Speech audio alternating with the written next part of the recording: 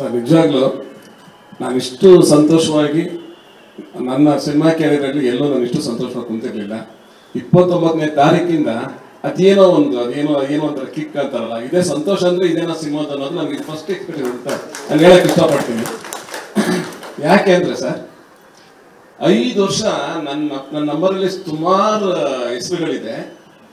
5 ವರ್ಷ ನಾನು ಯಾರು ಕಾಲ್ ಮಾಡಿಲ್ಲ. ಕೆಲವರು ಅಂಥವ್ರು ಫೋನ್ ಮಾಡಿ ವಿಚಾರ ನೋಡೋದಪ್ಪ ಚೆನ್ನಾಗಿ ಮಾಡಿದ್ದೆ, ವಿಚಾರ ಚೆನ್ನಾಗಿದೆ, ಮಾತಾಡಲ್ಲ ಅವರು ಮಾತಾಡಿದ್ದಾರೆ.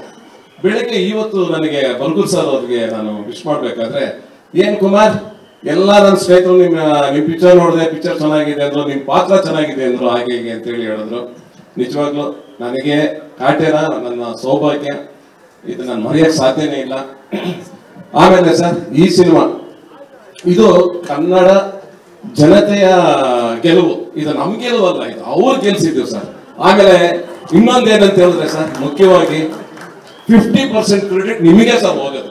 ಯಾಕೆ ಅಂತ ಹೇಳಿದ್ರೆ, ನೀವು ಅಣ್ಣ ಹೇಳ್ದಂಗೆ ನೀವು ಕೇಳಿದ ಪ್ರಶ್ನೆಗಳು ನಾವ್ ಏನೇನೋ ಮಾತಾಡ್ತಾ ಇದ್ವಿ, ಇದೆಲ್ಲಾನು ಸಿನಿಮಾ ನೋಡೋಕೆ ಒಂದು ಟೆಂಪ್ಟೇಷನ್ ಕ್ರಿಯೇಟ್ ಐತಿ.